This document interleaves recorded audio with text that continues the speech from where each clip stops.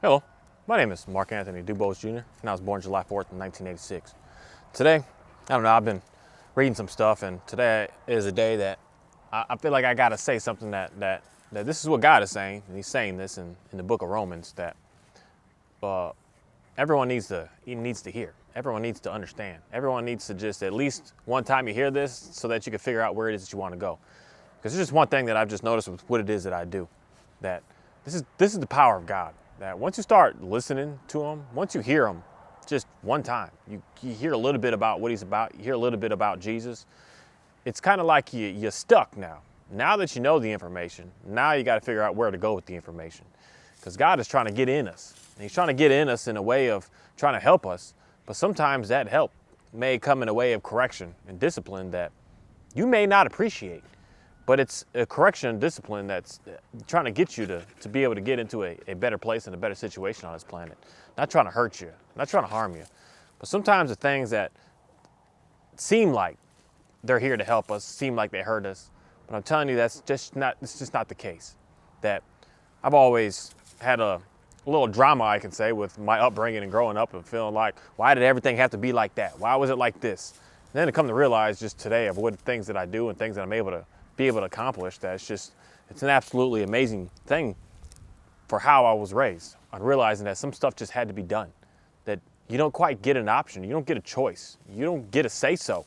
Some things just have to get done, and they have to get done in a way that you may not appreciate the ride in the middle of getting to it, but it just has to get done.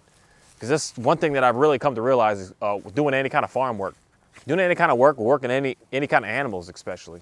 And then it really comes down, especially with some children, that there's some things that you got to do that you don't want to do, but you got to do, and you don't get a choice but to do. Because I just remember, Oreo, come here, get down, get down. Some things of like when I was coming out here and I was having animals just always on the run, on the loose, always just out there, because my fences weren't built all that great. In reality, I didn't have any when I came out here. I had to put it all up. But there was times where I was just like getting frustrated, where I could say I had that all the time, but just telling the story, I got that going on right now. But getting frustrated that I don't like what I see and what's going on, and realizing that I got to get something done. And then that getting something done, I may not really like it. I'm just kind of like, oh, this sucks. Like this is just too much. Like I don't want to have to do it. I don't want to have to be out there. I don't want to have to get all tired and get all sweaty and get all hot and get all bothered and get all that in any sort of way. I just want to relax. I just want to hang out. I just want to lay back. But sometimes with things you just absolutely have to do. You're going to follow through with it. And then that's where, for me, especially when I can say, look at the cows or look at the donkey and see certain things like that, it's just like, man, thank goodness. Thank God, I can say that I actually just put in that work to get it done. Because now I do, now I am able to be in a position to be able to just sit back and just be able to relax. And hey, Kahi, all done? To sit back and just relax and just be able to hang out. And it's something that is just, I don't know, it's just an absolutely amazing thing to be able to be a part of. Realizing that you put in that hard work. You put in that discipline of just having to get it done. To just be able to say, sit back. You know, there's always going to be something called like maintenance. And that's what comes down to having an understanding of knowing God as well. You're going to get on the laws, you're going to get on the commands, you're going to be a certain way and do a certain stuff, but there's always going to be maintenance. But that maintenance, you're not sitting there having to redo the whole thing. You're just having to fix little sections along the way. You got a little spot that you're like, it's leaning a little bit. Let me fix this. I don't have to redo the whole thing. There may come time that you have to redo the whole thing, but especially when it comes down to building a good fence, we're talking 40, 50, 60 years. I see some fences that are old. They're just out there. I know you want to go, girl, but we ain't going nowhere. You're being really good right now. I appreciate you. But they're there for a very, very long time before you have to do any sort of maintenance with it. And then if you continue to stay on top of it, is the part where it lasts a very long time. When you're staying on top of it, when you're constantly monitoring it, looking at it, going through it, and saying, oh, that's messed up, let me get on that now, instead of like, let me do something about it later. Because if you wait till later, it's going to fall down, and you're going to start to have huge issues where you're going to have to start to complete whole new sections. But if you just get on it now, you realize there's an issue, there's a problem, there's some drama going on, I'm going to deal with that. and then you're gonna be good to go for a very, very long time again. There's just a lot of that I just, when I do work, it just lets me realize how true and how real God is. Because everything that is just working out here, everything that is doing out here, everything that is growing out here, everything that is just being out here is living by those rules. Is living, everything out here has some rules upon it. And the better that they follow the rules and the more that they stick to it, the more that they're on the guidelines, the better that they become. The better that they thrive, the better that they're able to succeed. There's some grass that's like, I'm gonna grow right next to underneath the tree. You know, there's rules that are going on out here that say you're not gonna survive there. The trees are gonna take all of that. And you grass, you go somewhere else. You have a job somewhere else. So if the grass isn't going by the rules, it's not gonna survive, which it doesn't, because the rules state that it has to be in a certain place at a certain time to be able to get a certain amount of sunlight and be able to do a certain amount of things. Everything out here works like that. All these animals, all these dogs work exactly like that. There's a rulership that's going on with it. And if they're not doing something that is right and they're headed into the wrong, then they're not gonna be able to survive. If they're not wanting to be a team player, they're gonna not be able to survive. Especially when it comes down to animals such as like some chickens and some cows and some goats and some pretty much every animal out there. Not all, but pretty much every one. There's a rare solo one out there. There's a rare one. Hey, Oreo, where you going, homie? Get back over here. I'm gonna get down. There's a rare animal that's out here that's just all on its own, and it's just by itself. Because in reality, it has to mate with something, so it has to intermingle with something to be able to continue to keep growing.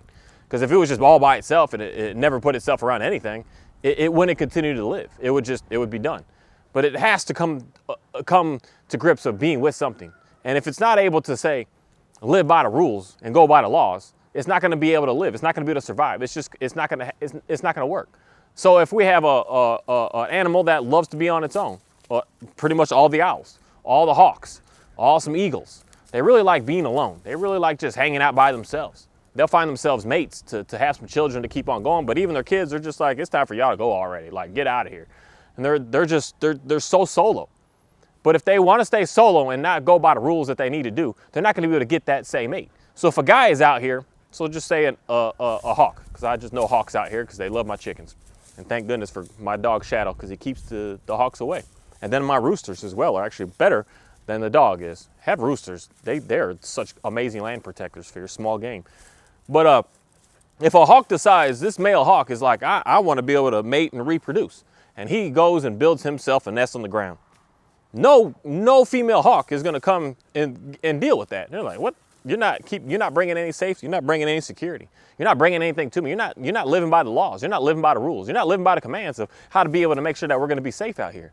So no one's going to come to that hawk, and that hawk is just not going to find himself a mate, and he's going to have to just move on. But no, he's going to have to find a nice tree. A nice, steady, solid tree. A tree that's there. Start building nice, solid, build something great, build something awesome, make it just be able to last. And then someone's gonna come and say, hey, I like that. This is nice. This is pretty interesting. I can deal with that. Everything out here has rules and laws that it has to live by, or it won't survive. And that's something that I've just come to realize is just the evidence that I see of what God is all about, and realizing that there's some things that we as humans also have to live by these rules and have to live by these laws. And I'm just going to say over and over and as many times as possible that I see the exact same thing, because I work very, very close with a whole lot of dogs. And the dogs, they have to have rules or they wouldn't be near us. If we didn't put rules upon the first ones that came close to us, they would still be savage, biting you, stealing everything from you. I mean, some of these dogs today are doing this because they don't have the rules. But they didn't come to us with no rules. They came to us being extremely disciplined. A no and a yes and no and an okay, and you can lay there, you go there, you can eat that. Everything was very, very structured for them. They weren't all in our houses at first either, because they had to basically prove themselves to be able to get to that point. They had to prove to be able to be there. Like this dog here. This dog is a, what are you, girlfriend? You's a Bernese mountain dog.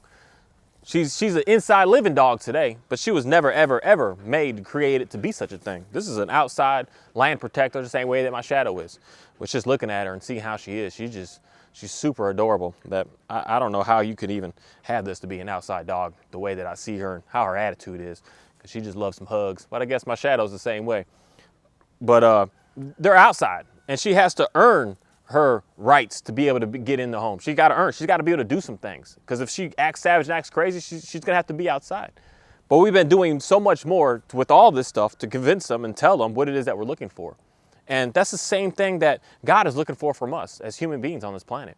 That he's looking for us to do something, be something, live by something, so that we can be able to have what it is that we want. To be able to have some peace, to be able to have some sense of relaxation from just the chaos that we're always seeing out here. And in reality, what I want to read today is the first chapter of the book of Romans, or the second half of it, is it's kind of devastating in a way, because it's something that I see going on in the world today, that he's talking about right here, right now, in this book of long ago, that's talking about right now, and about what's going on today and how we are today and how things are and why things are. That a lot of times I think a lot of people get stuck on thinking like Satan and the devil is the only thing that's all the bad. But it's like, no, God is greater than Satan. God is greater than any devil or demonic stuff. God is greater than all of that. That all of that he's greater than. So you have to think of where that came from and where that started from. And God has the capability of being able to do absolutely incredible things that to us may seem disastrous. But it's not disastrous for the long-term end game that we're looking for to be able to get to. That sometimes when you're in the thick of it, where you're like, man, this sucks, I'm struggling, this is hurting. You want to quit, you want to back out, you want to give up. But that's not the time to give up, because you're not getting attacked with something that is going to make you worse. You're getting attacked with something that's getting you to get away from something bad so that you can get into something good. And sometimes, this may sound wild, but this is what I keep reading. Sometimes some bad's got to come upon you to get the bad to get away. You're going to attack bad with bad to make you like, my goodness, I was wrong and now this is way wrong and I want to go over there. I'm done with that. Sometimes that's what has to happen to us. Sometimes the worst things have to come to you to just realize like, you still aren't praying to God. You still are rejecting him. You still are going completely against him. You're still going that route. And then he's just like, let's just make it a little bit harder for you in reality, because that's the route that you want to go, and then just keep going down that. And then you get it in your heart of saying, yeah, I'm sorry. I don't want to go that route. I don't want to be about that. I want to do something different. I want to go somewhere different. I want to figure out a difference than what I'm out here struggling and hurting with. That I'm getting sick and tired of feeling like I'm just getting slammed down, just getting hurt and harmed all day. And I want to go to somewhere different. And that's where God is like, all right, let's go somewhere. But I want to read something in the book of Romans that is just it's very interesting, because a lot of what's being talked about here is a lot about what's going on right now. And excuse my puppy, she's a puppy. She's already like bigger than my Oreo, 50 pounds. But she's like, 5 months, maybe 6 months old. She's a little baby. But she's not perfect yet, and she's not gonna ever be perfect. And she may not be as good as what my doggies are, but she's turning into be a really good dog that today she's able to be on camera. And her name is Zoe, and she's just the most adorable thing. My dogs are,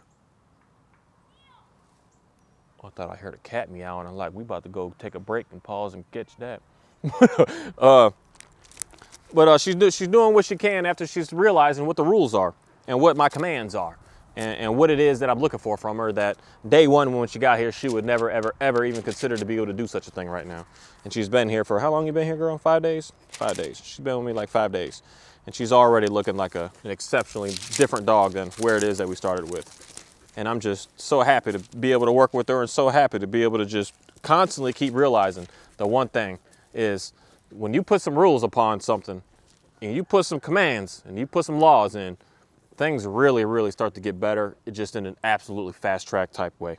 It doesn't take months, years, decades, generations.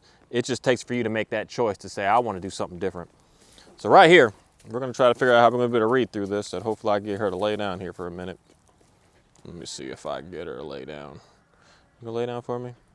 You can sit there. All right. But in Romans, in the first chapter, the 18th verse. There you go. Good girl. You know what I'm looking for.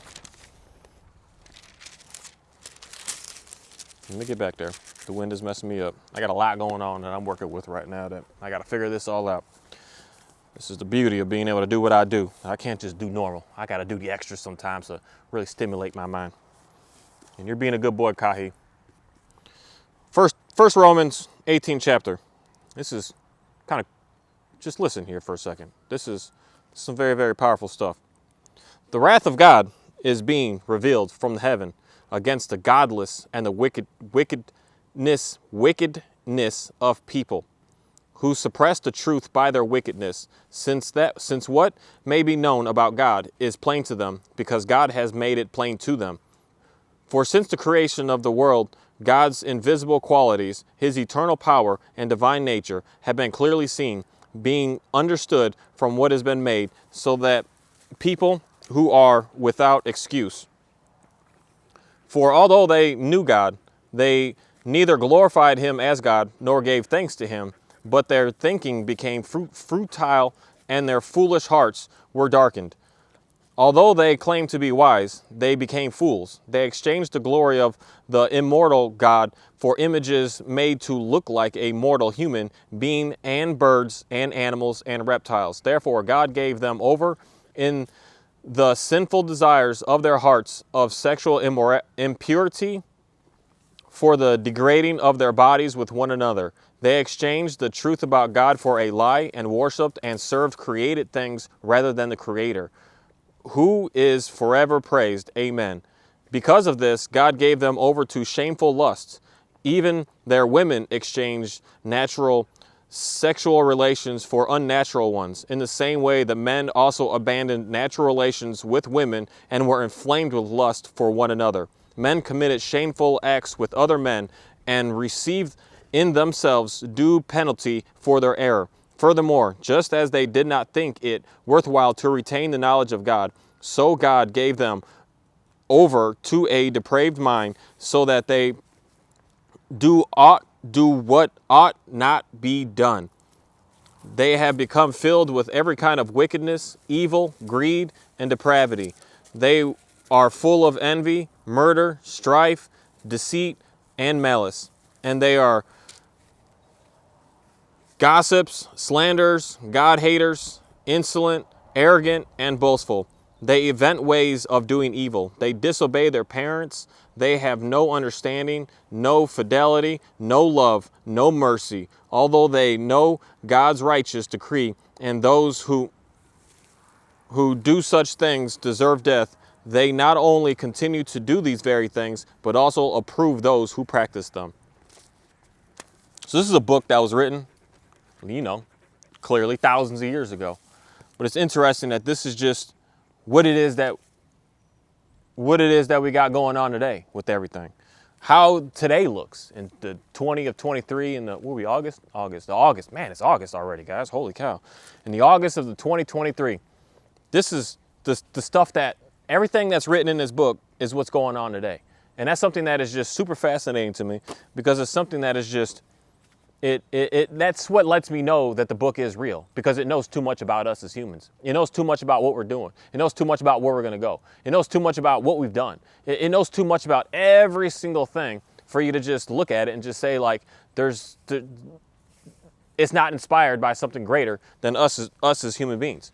It's definitely inspired by something way much greater than us as human beings, being able to know everything about us as human beings. 1 or 2 or 10 or 20 or 30 or 40 or 100 or 1,000 people together couldn't come up with the information required to know what all of us are like, and what things are going to look like, and how societies are going to be. They couldn't have predicted that such a long time ago for it to be here today, to still see today what we have before. Today we have the same stuff that is happening, and it's the movings of God, and just dealing with what he says are wicked people. Just people that just, this is the main thing behind a wicked person and an unrighteous person. You're not a wicked or unrighteous person doing stuff and because you're just doing it and you don't know. When you don't know the information, you can't be held accountable for that information. But a wicked person comes because you know the information. And that's what he's talking about in this. He's talking about people that know all about God. They know exactly everything with him. They know what he's all about, what he represents, what he's done, where he's been, what he's all about. They know all the information. But they're just decided in their hearts to say, you know what, I don't care. Forget God. I don't care. I know you can kill me at any moment's notice. I know you gave me life. I know you continue to keep giving me life each day. But you know what? I don't care about you. I'm going to go off and do my own stuff. That's where a wicked person comes in, as opposed to just someone who just doesn't quite know. Some people just don't quite know. And they're not going to be, you're not going to be punished for what you don't know. But once you do know, that's where, how I said in the beginning of this, of the concept of, once you do know, once you have an understanding of, once you hear a couple of stories of who God is and what Jesus is all about, you're going to have no choice in you but to start to go into that wickedness if you still decided to just disobey it and go and run away from it. And that's where God, he says it. He's the one that's putting inside the lust for others. That's where he's putting the men wanting to be with men. That's where he's putting in the women being with women. That's where he's putting in the worshiping of other idols. It's not even the humans themselves that are doing it, but God that's just giving them all that they want. He's like, oh, you want to be wicked? Then here, let me throw all of it at you then. Here you go. Do what you do. It's just fascinating because that's like what's happening here today, right now. And exactly a huge push, especially just since the beginning of this year, a huge push with the whole women with women and men with men, like an absolutely huge push. So that's God in reality forcing and saying, I know that especially here in the United States of America, maybe not 100%, but 99.9% of people know what a Bible is and know who God is that are in this country right now. And it's you saying to yourself that I just don't want to believe it just because. I don't care. That's a stupid book. That's a pathetic book. So then that's when God says, okay, your wickedness, I'm going to pour more and more upon you. And that's where you're starting to have all these problems and all these complications and all this just issues that are going on with you. And yet you can't get any sort of relief from. Everywhere you look, your every single one of your desires is just being pushed on and pushed on. You got lust over this, and he's like, I'm going to over put it in you. You got jealousy and rage and anything at this. You got deceit and malice towards that. He's like, I'm going to over flood you with it. I'm going to give you too much that you don't know how to handle. You can't deal with it. It's just too much for you. It's way too much. And that's what he's doing, because he's got to do something to make you understand that what it is that you're doing is not right. He can't. This the main thing that I'm going to sit here and say right now that some people just don't understand. And this is why I will always be, and the certain people that work with dogs the way that I work with them, we're always going to be for hire. Because you cannot give somebody something good for doing something bad. You cannot give a dog a treat for biting you, for jumping on you, for stealing something from you, for knocking you over. You can't give him a treat to get him to stop doing that. All he's going to do is say, oh, if I do it better next time, I'll get another treat. If I do it again, I'll get more treats. If I keep doing it, they'll keep giving me better treats because they just keep upgrading. God cannot do that same thing with us. And that's why for me, I have a very, very good understanding of how to work with dogs, any animal, because they all work the same way, the same as us as human beings. I cannot reward myself for doing something wrong. I cannot say to myself, I'm overweight. Well, let me just eat some cake today to try to get myself to get out of it. No, you can't do that. You can't look at your kid that is sitting there swearing at you in your face and say, oh, I see what you're doing. Let's go to, I don't know if we do Chuck E. Cheese anymore. Is Chuck E. Cheese still around? I don't know. Someone let me know if Chuck E. Cheese is still around. We're going to Chuck E. Cheese to get you to stop swearing at me. To hopefully that you'll stop. If I keep doing this for you, then you'll eventually just stop doing such a thing. It doesn't work that way. It doesn't work that way, and it's never going to work that way. It's never going to be a change and a shift that all of a sudden here we are. There's never going to be a time in this life, anything on this planet, that's going to work. That's why a lot of people just don't have success with what they're looking for and just working with a simple dog. Because you're doing the opposite of what it is to be able to get what you need. You're not reading the guidelines of the Bible or having a good understanding of knowing how to be able to take care of them, knowing what they are, knowing what you are, knowing what everything out here is. I'm not going to sit here and praise something that's doing something wrong. I need to shut that behavior down. And I need to come at that behavior with something that's going to come worse than that behavior so that they can make that behavior go away. So that they can say, well, that was bad, but what you're doing is bad, and now I'm going to put bad on that. And then they're like, I don't like that. So let me do something better now. I'm like, cool, let's do that. And they want to work with this dog. She's chews on the leash a little bit, but she like chew on the leash, chew on me, jump in my face, just savage. And if I was like, oh, get a treat, oh, get a treat, oh, get a treat. Every time she did that, what do you think she would do? She'll keep chewing on the leash. She'll keep jumping on me. She'll keep chewing on me. She'll keep doing all of that. And that's what everyone's struggling with inside of their households with a simple dog right now.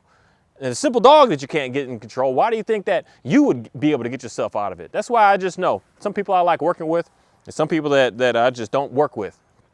Because I can tell that you discipline yourself for realizing that if you want to lose weight, you're not going to do it by eating more. You're going to do it by cutting it all out.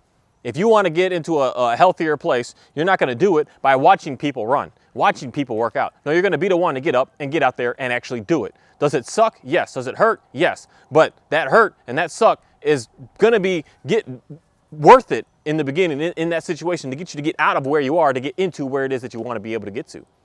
Because once you get into that point where you're finally where you are, it's no longer going to hurt, it's no longer going to suck, it's no longer going to be any of that. It's just going to be, in reality, normal. It's just going to be a time of hanging out. No longer do I have to go so harsh with something to get you to get somewhere else. And that's what God is constantly doing with us. He's not going to watch you out there just having jealousy in your heart and say, hey, let me give them, that's the best way of putting it. You have jealousy in your heart, so you're in a relationship, and you as a man or a woman have jealousy over your partner, and you just can't, you're like, she can't even, or he can't even like look at another girl. Or he can't go there. Why are you over there? And you got to be on the phone every 15 seconds of checking in and everything. You think that someone else is like going to steal them or something, that you got this huge amount of jealousy. God's not going to come in and figure out how to get that out of your heart by pushing that jealousy and or giving you more to put yourself into it. No, he's going to do something more drastic to get you to understand what's going on. And it's not going to be for that other person. It's going to be for you. That's a lot that I think a lot of us really need to understand, that you're not going to get out of the issues that you're in by looking at what someone else. The jealousy isn't going to be to put more into you because he is this or she is this, or she's got more people around and more of that. No, it's going to be something that's going to come to you. That someone on the outside is going to look at you like you are not trustworthy, like you aren't capable. And you're going to feel all that, and you're going to get that inside of your own self. Your own self is going to have someone else do that to you. So then you're going to just be overwhelmed, like, I can't stand this. I want to get away from this. It's like, okay, God's like, all right, we'll get you to get away from it. And then once you get away from it, you're going to let it go for everybody else as well. Because you're like, I can't believe I made that person feel that way by doing that. I can't stand how that felt. And when you can't stand how that feels, then that's the change that's going to happen. That change is going to happen. It's not going to come in and just say, oh, you're jealous? Okay, let's just give you a car. Let's give you a house. Let's give you some money. Let's give you a new job. Let's help you out. Let's make your life easier. Let's do that. No, that's not going to come to you. What's going to come to you is something that's going to hurt you in a way that's going to make you have to rethink about what it is that you're doing to other people. And it's going to be the same thing, more than likely, that's going to come at you. If you got all these issues that are going on inside of you, the same thing is going to come to you. And someone else is going to project that onto you to make you feel how you're making that other person feel. And then you're going to say, I want to get away from that. And then we're going to start heading in the right direction. But it's something that is just very, very interesting. And it's just super fascinating about what it is that I see and know and have a good understanding of what God is all about on this planet. That I used to think that you could just pray to him and everything would just go away. But it's like sometimes some things aren't going to go away because you're still doing some stuff that you shouldn't be doing. If I'm still putting hate out there, why would the hate go away from the people that are looking at hating at me? If I still hate a specific person because of how they look, why would I get into a better place in this life? I'm just never going to.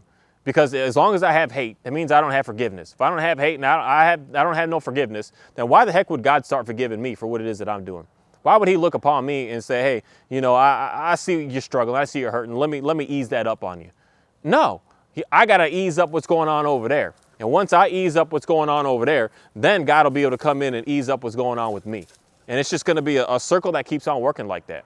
God's not going to come to me, well, I got a whole lot of hate in me, and just make something happen that's just some miracle work to just make that hate keep going.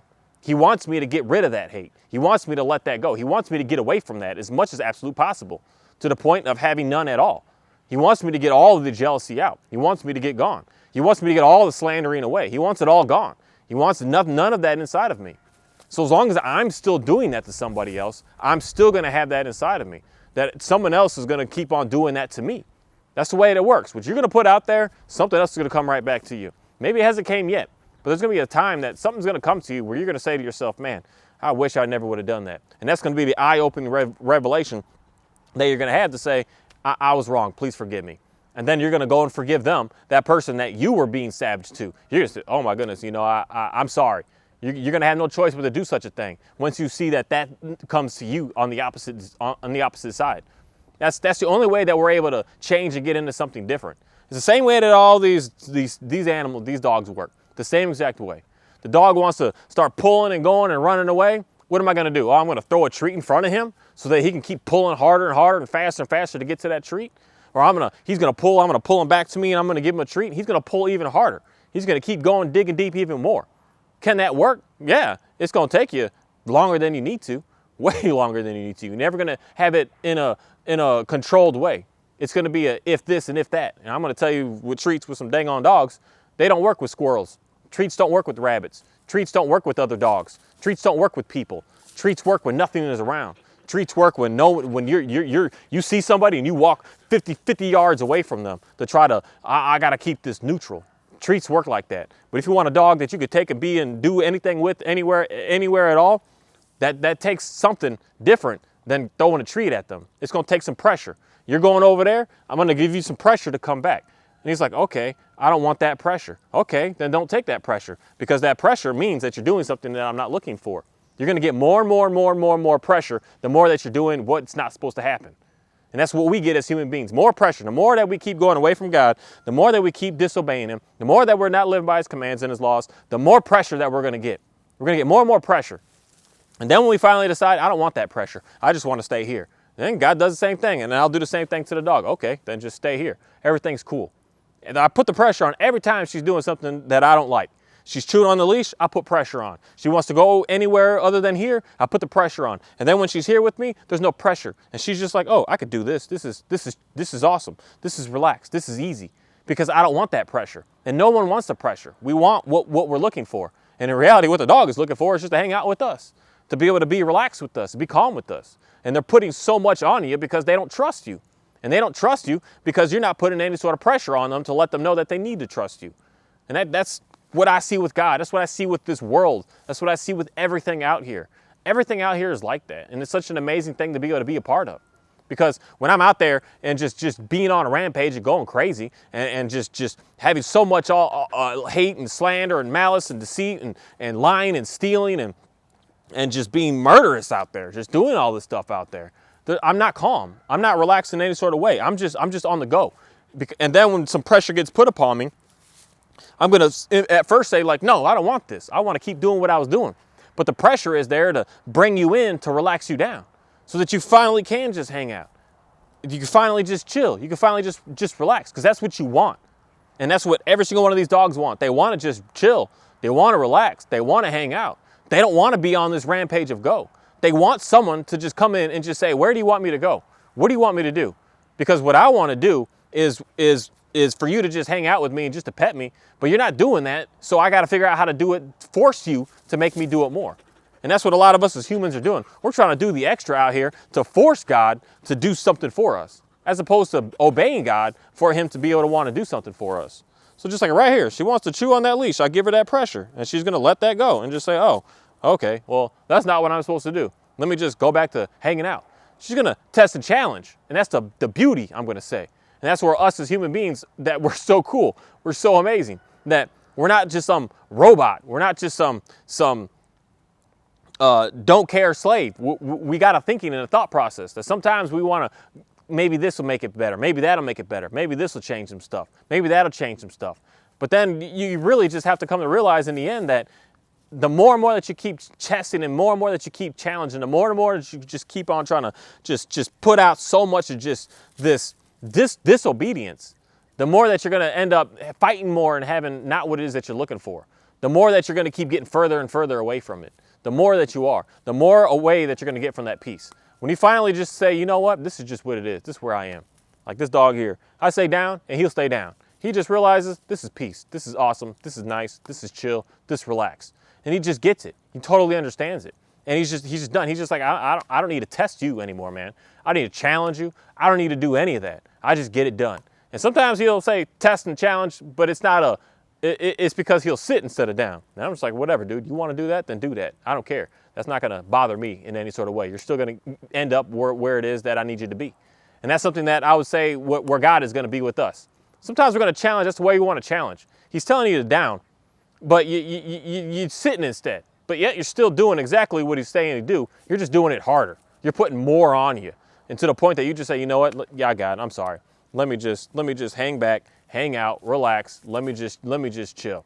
Let me stop trying to be so pushy. Let me stop trying to be so at it. Let me stop trying to just think that I know what's best and allow you to just go ahead and just tell me what's best. Show me what's best. Bring me the information to be able to let me know what is best, as opposed to me just out here just always being on a rampage. Always just go, go, go.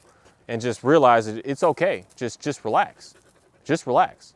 And it's something as simple as working with these animals, these dogs, that just really lets me see the power of what God is and what he's all about and what he's able to do and what he's able to offer. Because when I give a dog a praise and a treat and awesomeness for doing something wrong, both of us start fighting more. We start battling more.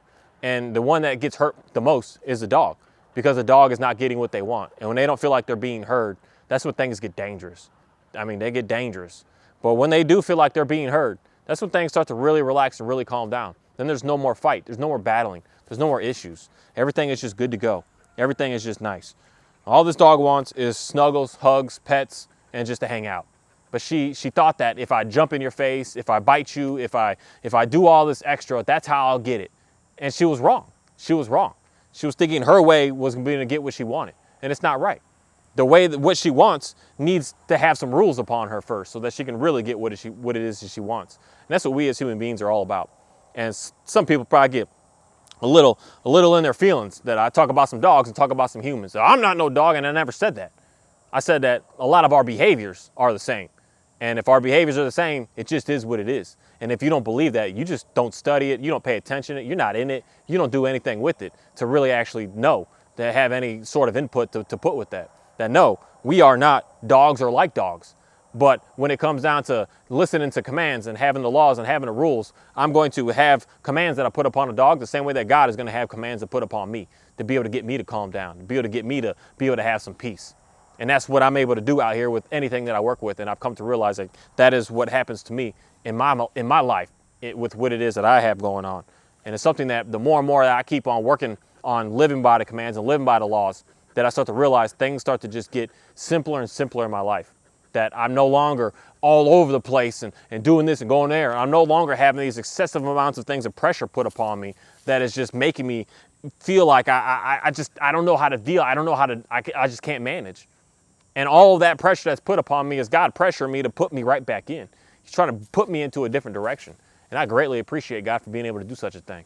And with that, I just want to say thank you for a very interesting day to a very interesting week, that I've been able to do some stuff this week that just reassures and puts in and confirms again of what it is that I do and what it is that I'm working on and what it is that I see, and realizing that I can see God in everything out here. Everything out here. And everything out here is getting some pressure put upon it. And the pressure that's put on it is to help it be able to get to a better place. Not pressure put on it to get it to just destroy itself. It's pressure to get it to be able to realize that it's got exceptional potential. And that potential, we want to be able to bring that out. And I'm realizing just more and more of doing what I'm doing and being out here, that I just see it everywhere. I see it in the water. I see it on the land. I see it in the air. I see it in everything. Everything is getting pressure on it to get to a better place.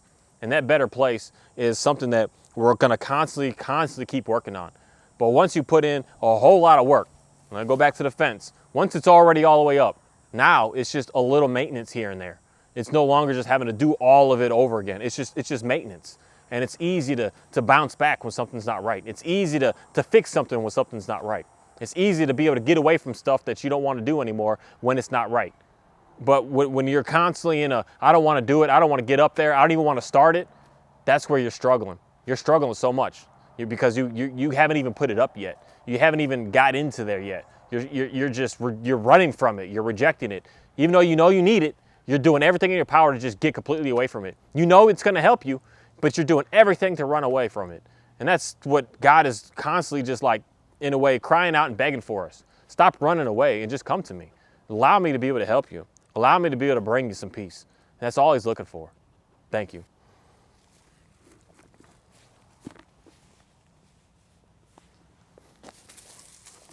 Come on, girl.